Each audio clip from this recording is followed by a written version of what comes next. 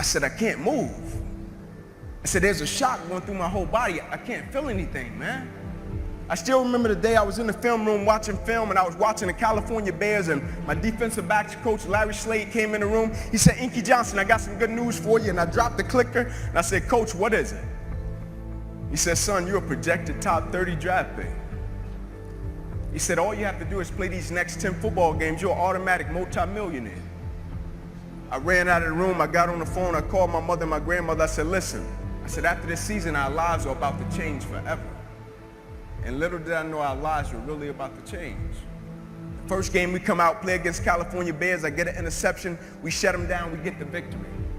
Second game, we're playing against Air Force. It gets late in the game, found ourselves in a dogfight. And I approach the tackle like I approach any other tackle. And the way I'm approaching it, either I'm going to knock you out or you're going to knock me out. I'm 165 pounds. I can't play with anybody. But at the point of contact, when I hit this guy, something different happened that had never happened to me before in my life. I hit him, and it seemed as if every breath in my body left. My body went completely limp. I fell to the ground. I blacked out. I looked at the doctor because I couldn't feel my right arm. They had poked me with all type of needles. Inky, can you feel this? Can you feel? I couldn't feel a thing. They took me back. They ran the CAT scans, and they rolled me back into my room, and I'll never forget it. All in about a 15-second time frame, I was lying there in my bed. My father, he went to take a step in, and he looked at me, and he said, son, I can't do it. And he walked out. My mother, she came in. She was running. She kissed me on my forehead. She said a prayer. She said, Ink, everything is going to be okay. And she ran out. And as soon as my mother stepped outside of the room, the doctor rushed in from the opposite side, and he said, hey, get in there. We got to rush this guy back to emergency surgery. He's about to die. I said, what? I said, my mom just told me everything was going to be okay. He said, son, what happened? You have busted up subclavian artery in your chest. You're bleeding internally. Have to rush you back and take the main vein out of your left leg and plug it into your chest in order to save your life. And when I woke up from recovery, the same doctor was standing over me. He said, Inky, I have some good news and some bad news for you. I said, you got some bad news for me? After telling him I was about to die, I'm still alive. How bad can it get? I'm still here. He said, the good news is, son, we saved your life. I said, thank you, sir. He said, the bad news is you have nerve damage in your right shoulder. You probably can never play the game of football again in your life. I said, Doc, no disrespect, man, but I'm 8 games away. I've been working for this ever since I was 7 years old, Doc. There's no way. God, not now, God. Like, let me make it to the NFL so I can help my family first. Like, we miss meals. I said, there's no way. I never cheated. I never cheated myself. I gave everything I had to it, and I respected it. I never cheated. There's no way that my career can be over. I said, send me up to the Mayo Clinic. And after several visits, I'll never forget, this is when reality set in. It was me, my mother, my father in the room, and the doctors came in. They said, Inky Johnson, here's the deal. They said, son, we hate to tell you, but your arm, it would never be the same again. Your hand, it would never be the same again. Son, you can never play the game of football again. They said, son, here are your surgery options. We could take a muscle out of the back of your left leg, plug it into your right arm, but there's a possibility that you'll be left with a weak left leg and a weak right arm the rest of your life.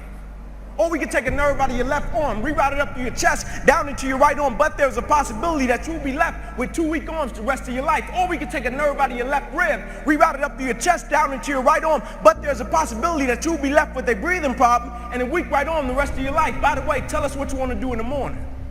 And the next morning I walked into the doctor's office. They said, son, what option did you choose? I said, no disrespect to you, doc. I'm not choosing an option. My situation is out of your hands. I said, no disrespect to you, doc. Cut me where you got to cut me. I said, I know I will come out of this situation okay. As I stand right here on this stage before you today, they cut me 6 times down my left thigh. They cut me 2 times across my right rib. They cut me 2 times across my right pec. They cut me 1 time across the left side of my neck, 1 time across the right side of my neck. They cut me from the bottom of my armpit all the way down to the bottom of my hand. And after they got through cutting on me, they said, son, you're going to be in this hospital for the next 40 days. I walked out of the hospital on the 3rd day. They said, you broke a record. How did you do it? And I said, first and foremost, the thing I want y'all to understand, I will never let a circumstance or a situation define my life.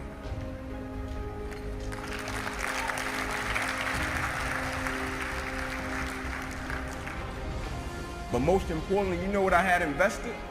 I had sweat equity. I had been working my whole life. And what I didn't understand, by being determined to chase something, by being committed to it, and what commitment is staying true to what you said you were going to do long after the mood that you have set it in has left. You see, people think commitment is saying, yes, I'll do it on the days when it feels good. But I had been committed to everything that I ever started in my life, and I never stopped and I never quit it. And so by being committed to everything that I started, I finished it. It built a certain type of spirit. It built a certain type of mentality. It built a certain type of individual. And so now I couldn't quit even if I wanted to. I couldn't lay in the bed even if I wanted to. I couldn't stop even if I wanted to. I had too much sweat equity in my life and everything that I was doing. I understood the process is more important than the product. It wasn't about the outcome for me. Whether I made it to the NFL or not, that was inconsequential in God's plan for my life. But I was going to fall in love with that process because I understood by falling in love with that process, it was going to turn me into a machine. A lot of people need a little extra money to get motivated. A lot of people need, whatever the case may be, a little bonus to get motivated. I don't need anything but breath in my body and life. And every day I wake up, I understand I got 2 children depending on me. I understand I got a wife depending on me. I understand I got a world that needs me. The reason I go at life with the passion and the zeal that I go at it with is because I understand every day of my life is somebody in the world that is dependent on me. It may not be you, and if it's just about you, you're in trouble because I'm telling you, you're gonna hit something in life that's a lot tougher than you, and it's gonna test your will and it's gonna test your heart. And if it's just about you and if it's just about the product, it will crush you. Every day I get up, I understand it's somebody in the free world that's looking at me to see if I'm going to keep going, and so I can't quit.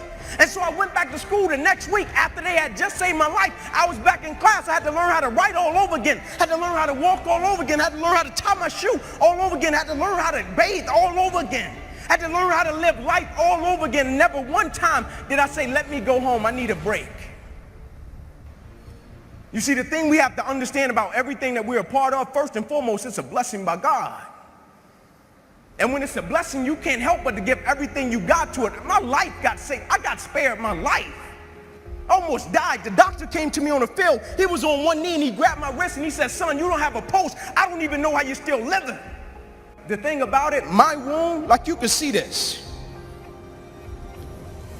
You can see my arm. My wound is visible.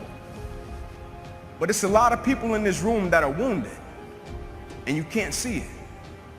And it's internal.